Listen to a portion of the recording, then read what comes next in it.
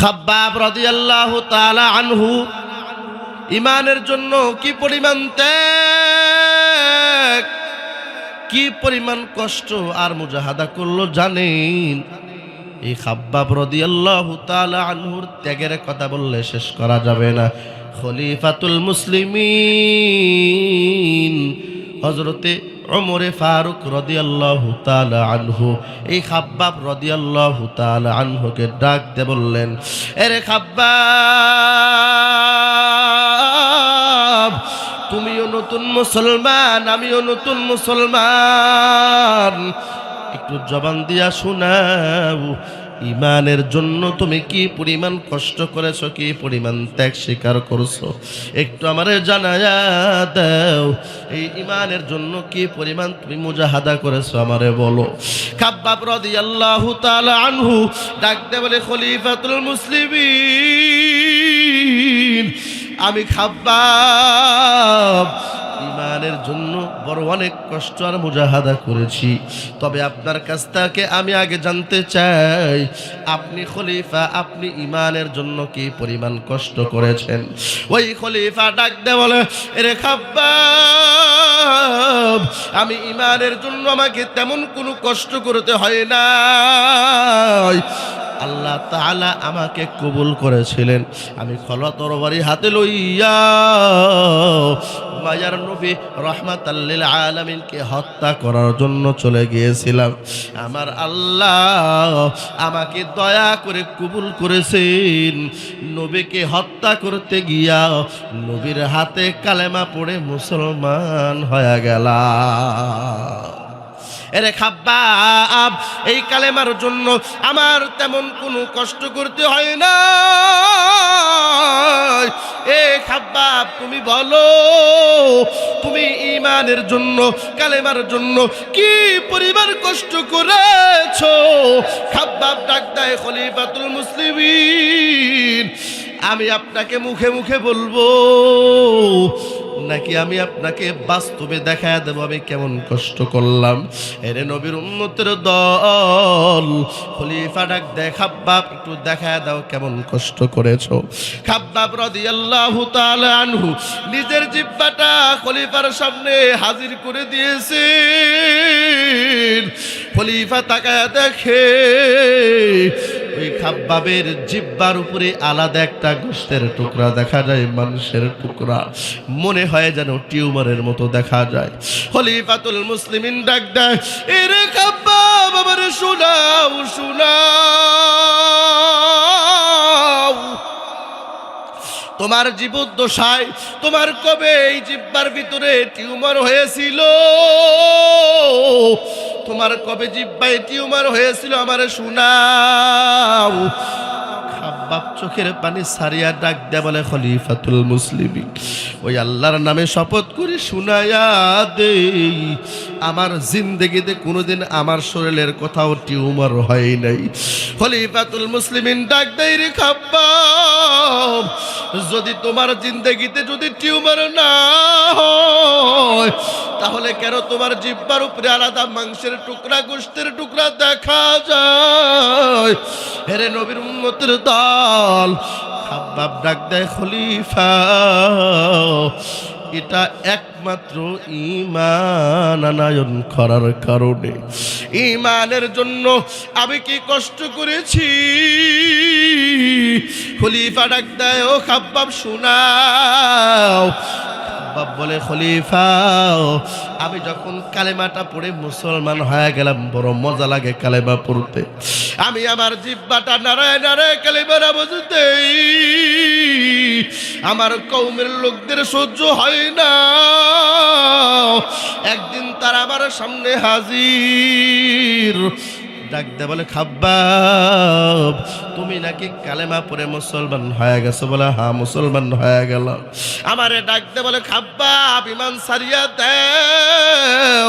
আমি তাদেরকে বললাম, ও আমার কওমের লোকেরা শুনে নাও, আমি খাব্বাব ঈমান আনয়ন করলাম, জীবন দিয়া দিব, ঈমান ছাড়তে আমি রাজি হব না। আল্লাহু আকবার। ওই সময় আমার কওমের লোকেরা আমারে ডাকতে বলল, এরে খাব্বাব শুনে দাও, যদি তুমি তোমার জবান থেকে কালেমা ছাড়িয়া না দাও, যদি তুমি ঈমানটা ছাড়িয়া না দাও, তোমাকে ভয়ঙ্কর কঠিন শাস্তি দেওয়া হবে, তুমি কিন্তু সহ্য করতে পারবা না। খাব্বাব বলে, যা ইচ্ছা করতে পারো, আমি জবান থেকে কালেমাও ছাড়বো না, ঈমানও ছাড়বো না। খাব্বাব রাদিয়াল্লাহু তাআলা আনহু ডাকতে বলে, খলিফাতুল মুসলিমিন, আমি যখন আমার কওমের লোকদের এই কথা জানাইলাম, ওই কওমের লোকেরা আর দেরি করে না। কয়েকজন মিলে আমার হাতের ভিতরে তারা রশি লাগাইল, আবার কয়েকজন মিলে তারা আমার পায়ের ভিতরেও রশিটা লাগাইয়া দিল। আমার কওমের লোকেরা আমারে উঁচু করে ধরিয়া ওই উঁচু পাহাড়ের উপরে নিয়ে গেছি। ওই উঁচু পাহাড়ের উপরে লইয়া, ও খলিফাতুল মুসলিমিন, আমার হাতের ভিতরে পায়ের ভিতরে তারা রশি লাগায়া বাঁধিয়া ফেললো। কয়েকজন মিলে আবার হাতটা চাপিয়ে ধরছে, পাটা চাপিয়ে ধরছে। আমি খাব্বাবরে চিৎ করে জমিনের উপরে শোয়াইছে। হঠাৎ করে আমি তাকায়া দেখলাম আমার এক কওমের ভাই হঠাৎ করিয়া আমার বুকের উপরে ভর দিয়ে বসে গেল। ভর দিয়ে বসে আমারে ডাকতে বলে, খাব্বাব, জবান থেকে কালেমা ছাড়িয়া দাও, নইলে আমাদের মতো ভয়ঙ্কর তার কেউ হবে না। আমি তখনও জবাব দিলাম, যা ইচ্ছা করতে পারো, কালেমা আমি ছাড়বো না। এই কথা শুনিয়া আমার কওমের লোকদের রাগ এসে গেল। ওই বসে থাকা ব্যক্তিটা একজনকে ডাক দেয়, যা যা,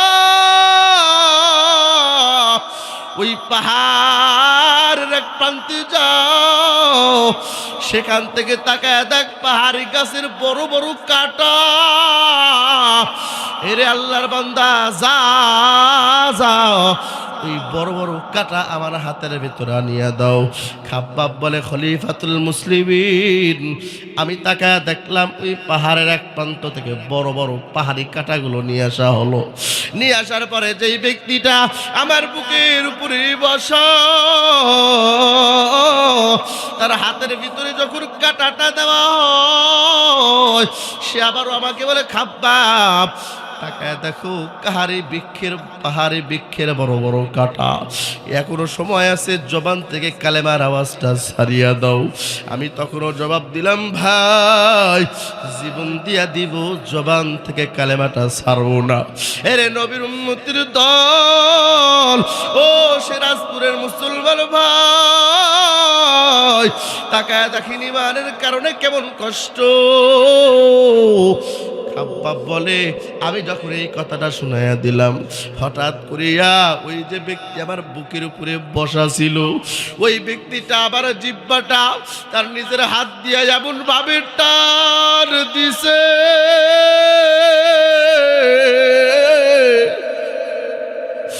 আমার জিহ্বাটা টান দিয়া ধরিয়া আমার ওই জিহ্বার ভিতরে পাহাড়ে ওই গাছের কাঁটাটা ঢুকাইয়া দিছি। আমার জিহ্বাটা ছিদ্র করিয়া ওই পাহাড়ি বৃক্ষের কাঁটা আমার জিহ্বার ভিতরে লাগাই দিছে। ও খলিফাতুল মুসলিমিন,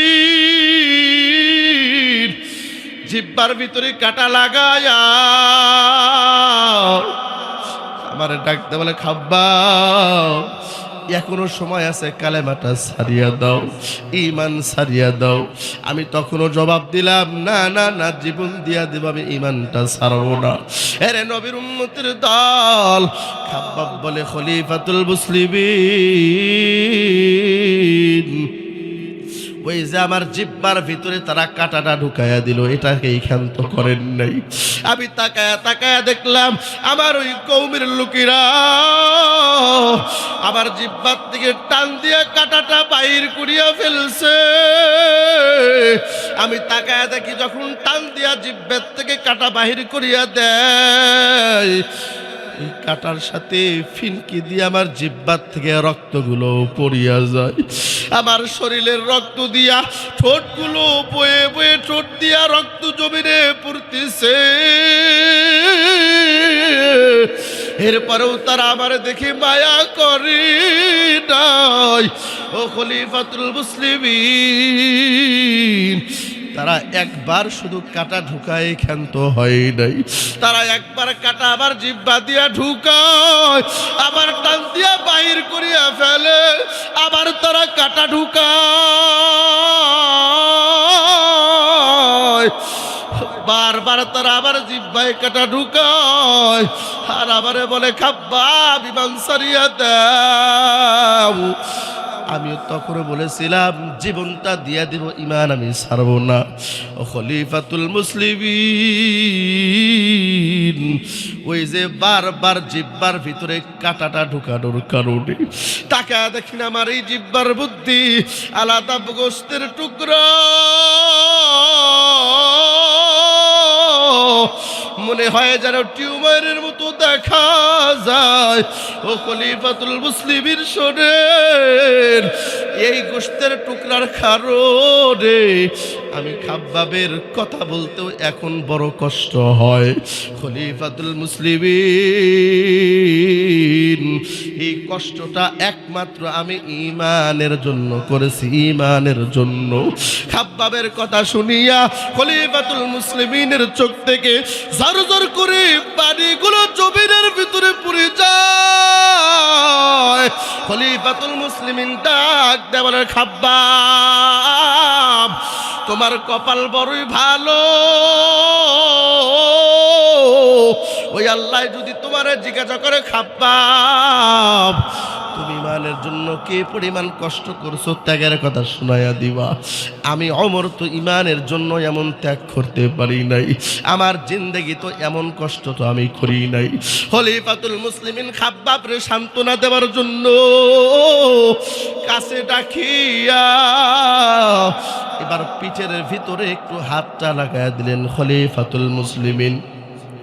এরে নবীর উম্মতের দল, খলিফা যখন খাব্বাবের পিঠের ভিতরে যখন হাতটা লাগায় দিছে, আল্লাহু আকবার, পিঠের ভিতরে হাত লাগায় বুঝতে পারলেন ওই খাব্বাবের পিঠের ভিতরে কোনো গোশত নাই।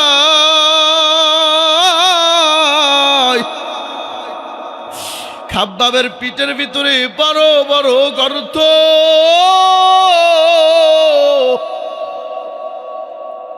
হেরে নবীর উম্মতের দল, তাকায় দেখেন সাহাবীদের ঈমানের কারণে কি পরিমাণ কষ্ট।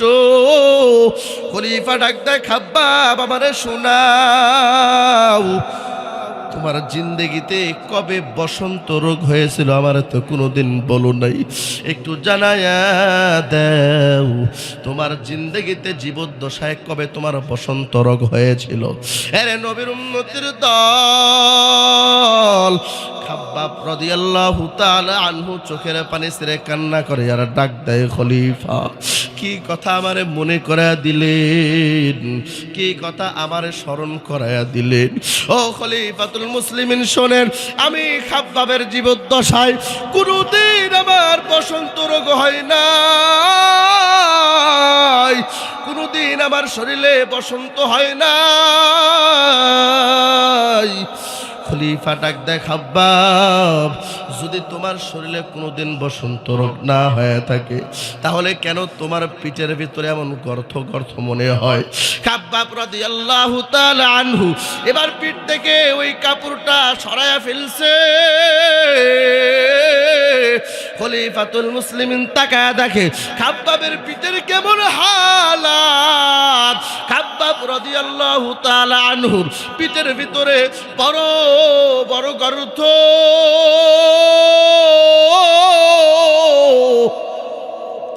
ওই গর্ত দিয়া খাব্বাবের হাড্ডি পর্যন্ত দেখা যায়।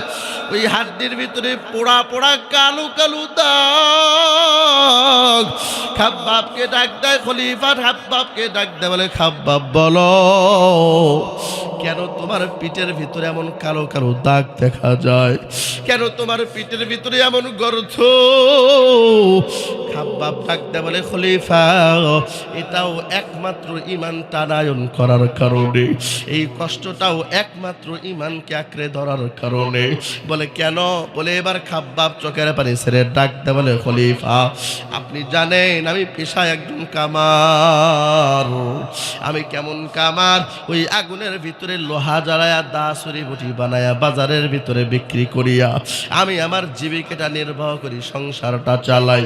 ও খলিফাতুল মুসলিমিন শোনেন, আমি একদিন আমার এই দোকানের ভিতরে বসে আগুন জ্বালায়া লোহা পড়াইতেছিলাম।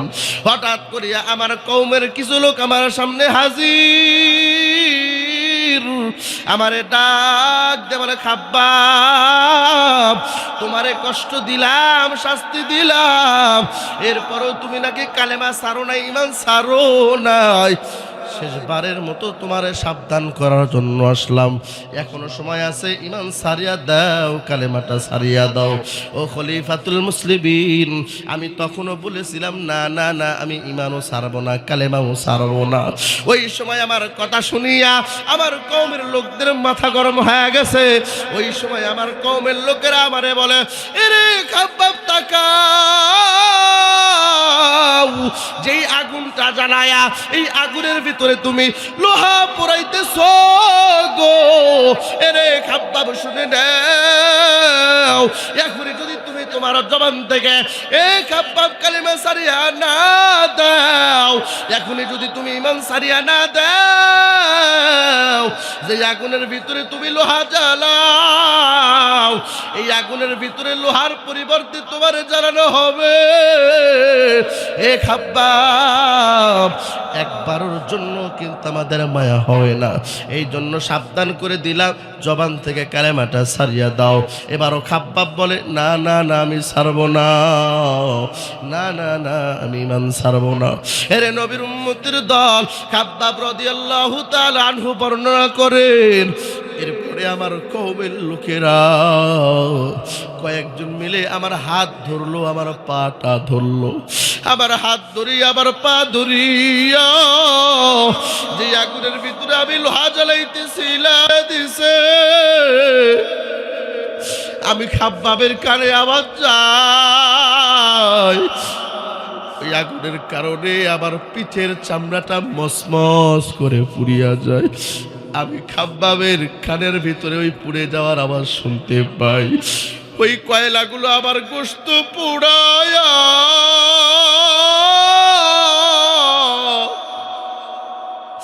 হাড্ডি পর্যন্ত পৌঁছে যায়। আমি শুধু চোখের পানি ছেড়ে কান্না করে আল্লাহকে ডাক দিয়ে বলতেছিলাম, আল্লাহ, এই দুনিয়ার মানুষ আমার কওমের লোকেরা আবার বুঝে না, আমারে ভুল বুঝেছে, আমারে পর করে দিয়েছে, আমারে দূরে সরাইয়া দিয়েছে। আল্লাহ আমারে আগুনের ভিতরে সয়া দিছে। না না নাই, আমার কোনো দুঃখ নাই। দুনিয়ার সব মানুষ ভুল বুঝলেও আমার কোনো দুঃখ নাই, আফসোস নাই। আয় আল্লাহ, তুমি আমারে ভুল বুঝিও না। আল্লাহ, তুমি আমারে দুনিয়ার আগুনে মানুষ আমারে যতই জ্বালাক সমস্যা নাই, কিন্তু মালিক তুমি আমারে ওই জাহান্নামের আগুনে জ্বালায়ও না রে আল্লাহ।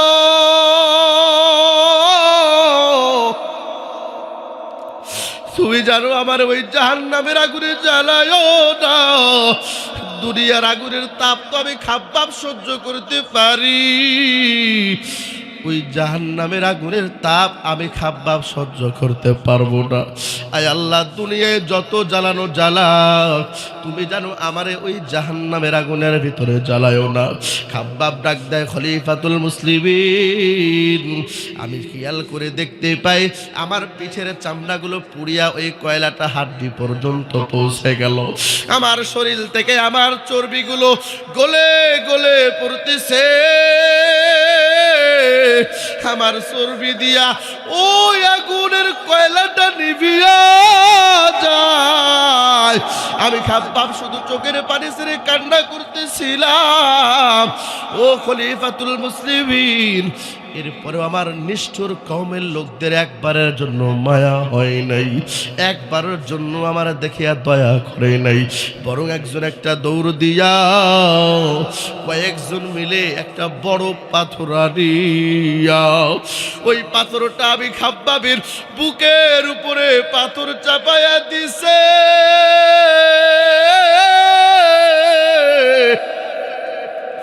আমি খাব্বাবের বুকে যখন পাথর চাপায়া দেয়, এরপরেও আমি মাওলারে সারি নাই, ইমান সারি নাই।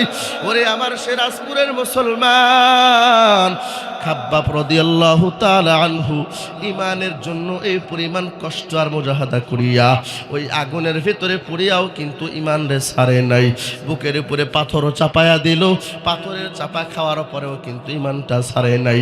জিহ্বার ভিতরে কাঁটা ঢুকাইয়া দিছে, এত কষ্ট করিয়াও ইমান ধরে রাখলো, ছাড়ে নাই।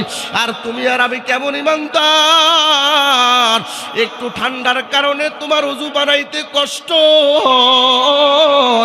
একটু না খেয়ে রোজা রাখতে তোমার কষ্ট হয়, একটু সম্পদের যাকাত আদায় করতে তোমার কষ্ট হয়।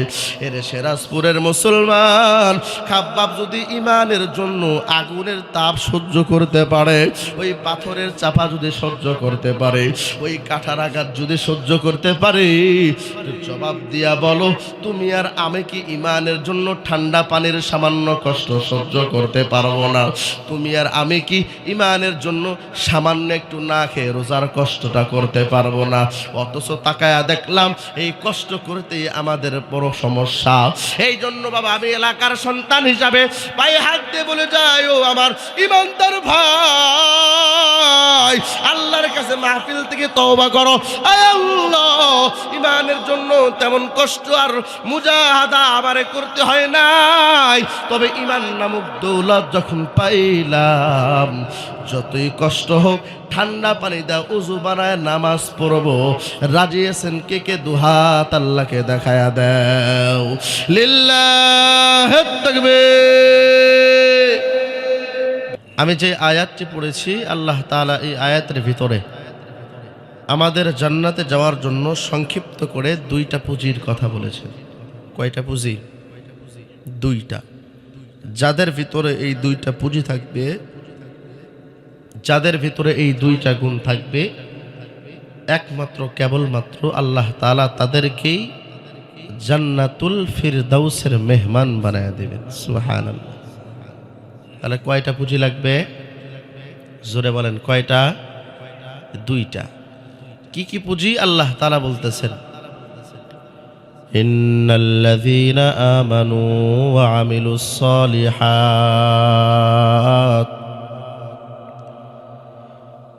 কানাত লাহুম জান্নাতুল ফিরদাউসি নুজুলা। আল্লাহু আকবার।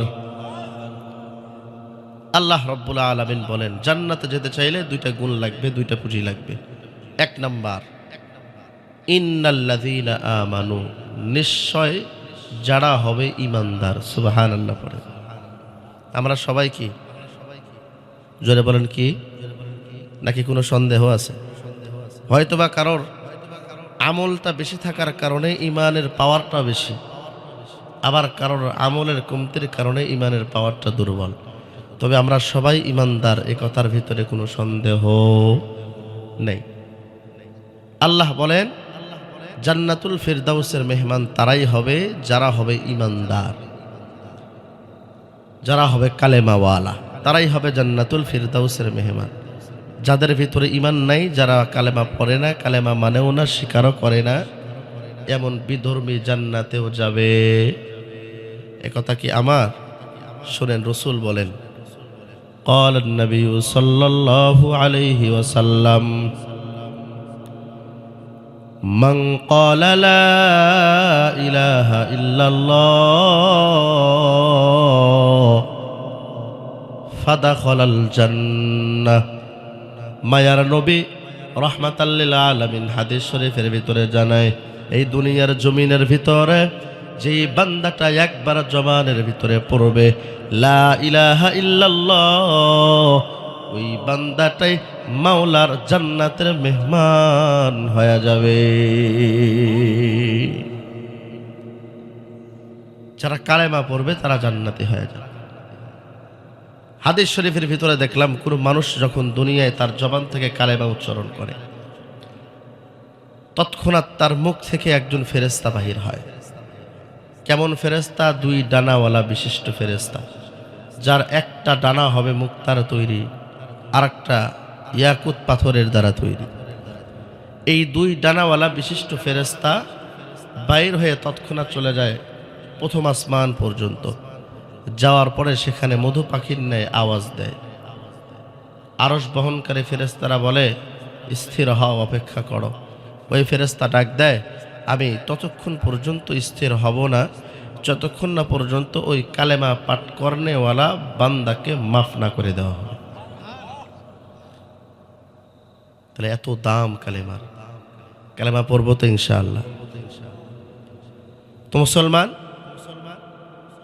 জান্নাতে যাইতে চাইলে প্রথম নাম্বার পুঁজি লাগবে ঈমান। ইন্নাল্লাযীনা আমানু, যারা হবে ঈমানদার কালেমাওয়ালা তারাই হবে জান্নাতুল ফিরদাউসের মেহমান। ঈমানটা কেমন দামি!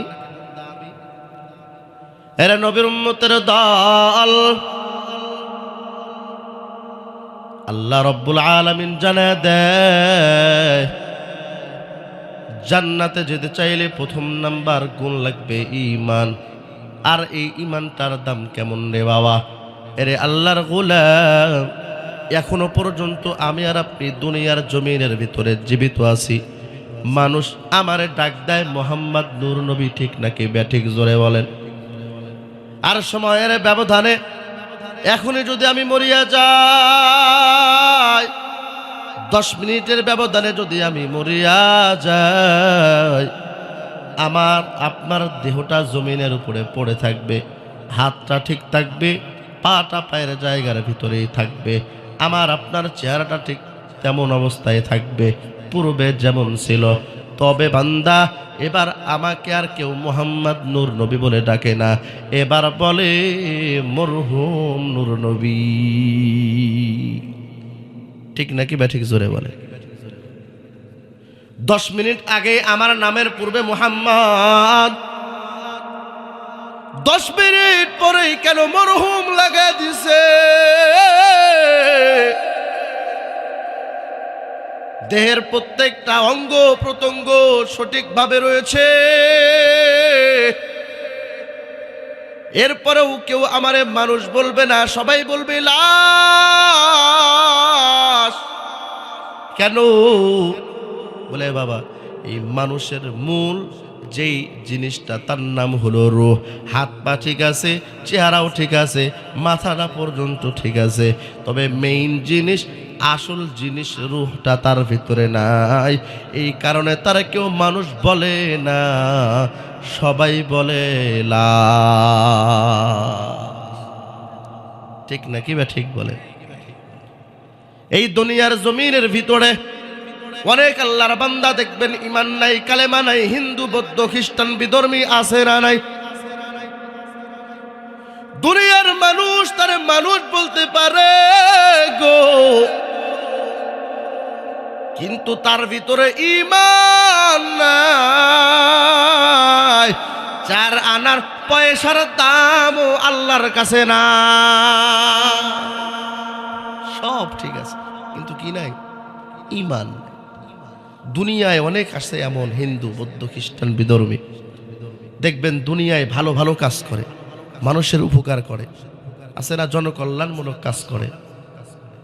এখন প্রশ্ন আসতে পারে, হুজুর তাহলে ওই যে হিন্দু, সেও তো ভালো কাজ করলো, জনকল্যাণমূলক কাজ করলো, সে কি জান্নাতে যাবে না?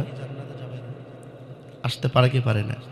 অনেক ইমানদার শুধু মুখে মুখে একটা ভালো কাজও কোনোদিন করে না, আর ও হিন্দু, ওর ভিতরে ঈমান নাই। এরপরেও তাকায়া দেখলাম জনকল্যাণমূলক কাজ করে, মানুষের উপকার করে, তাহলে তার এই ভালো ভালো কাজের কি ফায়দা হবে? এরে নবীর উম্মতের দল, আল্লাহ রাব্বুল আলামিন কোরআনুল কারীমের ভিতরে আয়াত নাজিল করে জানায়া দেয়, যাদের ঈমান নাই তাদের আমলটা কেমন হবে। আল্লাহ বলেন, ওয়াল্লাযীনা কাফারু أعمالهم كسراب بقيعة يحسبه الظمآن ماء حتى إذا جاءه لم يجده شيئا আল্লাহ রাব্বুল আলামিন উদাহরণ দিয়ে বলে, এরে দুনিয়ার মানুষ শুনে নাও, যাদের ভিতরে ঈমান নাই কিন্তু দুনিয়ার জমিনের ভিতরে ভালো ভালো কাজ করে, তাদের আমলের কি কারণ হবে, তাদের আমলগুলো কেমন হবে? আল্লাহ বলে, ও বান্দা শুনে নাও, কাফেরদের আমলগুলো কেমন হবে। ওই যে মরুভূমির ভিতরে যাওয়ার পর দূর থেকে তাকায় দেখা যায় অনেক দূরে চিকচিক করতেছে, মনে হয় পানি আছে, ঠিক নাকি বা ঠিক জোরে বলেন? দূর থেকে তাকাইলে দেখা যায় চিকচিক করতেছে, মনে হয় পানি, কিন্তু ওই জায়গার ভিতরে যাওয়ার পর তাকায় দেখা যায় পানি নাই, শুধু বালিগুলো চিকচিক করতেছে, ঠিক নাকি ব্যাঠিক আওয়াজ দিয়া বলে। এই দুনিয়ার জমিনের ভিতরে যাদের ঈমান নাই কিন্তু ভালো ভালো কাজ দুনিয়ার জমিনে করতেছে, একজন মুমিন মনে করতে পারে ওই ব্যক্তিটা তো ভালো ভালো কাজ করে, এর নবীর উম্মতের দল, যদিও সে ভালো ভালো কাজ করে, হাসরের ময়দানে গেলে দেখা যাবে ঈমান না থাকার কারণে তারা আমল নামায় কোনো সওয়াব না। বস্তা ছিলেন আপনারা, বস্তা, বস্তার নিচে কিন্তু একটা শিলাই থাকে, এই শিলাই যদি না থাকে বস্তার ভিতরে যা কিছু দেন থাকবে নাকি বাইরে হয়ে চলে যাবে? থাকবে। উদাহরণ দিয়ে বোঝানোর জন্য বলি, ওই শিলাইয়ের নামটাই হলো ঈমান। যার ঈমান নাই তার ভালো কাজের কোনো মূল্য নাই, আর যার ঈমান আছে তার ভালো কাজের মূল্য আছে। আল্লাহ তাআলা বিনা দরখাস্তে আমাদেরকে ঈমানওয়ালা বানাইলেন, আলহামদুলিল্লাহ। ঈমানের জন্য আমাদের তেমন কষ্ট করতে হয় নাই, এ কারণে আজকে ঈমানের গুরুত্বটাও আমরা বুঝি না। হিন্দুকে দেখে, বিধর্মী দেখে আফসোস করি যে ঠান্ডা পানি দিয়ে আমার ওযু বানানো লাগে, হিন্দুর তো ওযু বানানো লাগে না। আমার সম্পদের যাকাত দেওয়া লাগে, হিন্দুর তো দেওয়া লাগে না। ঈমানের কদরটা আমরা বুঝি না। অথচ যারা এই ঈমানের জন্য জমিনে নিজের তাজা রক্ত ঢেলে দিয়েছেন, তারা ঈমানের কদর বুঝতেন। যারা বুঝতেন তারা জীবন দিয়ে দিছে, কিন্তু ঈমান ছাড়ে নাই। যেমন একটা উদাহরণ দিলে বুঝে আসবে। মনে করেন আপনি নিজে বাবার ওয়ারিশ সূত্রে 10 কাঠা জমি পাইছেন, জমি বাবার ওয়ারিশ সূত্রে, আর 10 কাঠা জমি নিজের ঘাম ঝরানো পরিশ্রমের টাকা দিয়ে কিনছেন। এখন কোনো একটা বিপদে পড়ে আপনার যে কোনো 10 কাঠা জমি বিক্রি করা লাগবে, বলেন কোনটা বিক্রি করবেন? জোরে বলে। যেটা বাবার ওয়ারিশ সূত্রে পাইছেন। কেন? বলে ওই জমিটা আমার, ওই জমির জন্য খুব বেশি পরিমাণের মেহনত করতে হয়নি, সুতরাং তার প্রতি মায়াও নাই। আর যেই জমি নিজে কিনেছি, এই জমির প্রতি আমার অনেক শ্রম আর মেহনত, সুতরাং এই জমি অত সহজে বিক্রি করা যাবে।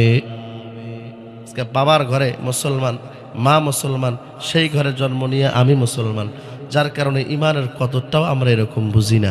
আর যারা ওই ঈমানের জন্য কষ্ট করেছে তারা ঈমানের কদর বুঝতো, জীবন দেয়া দিত, মাগার ঈমান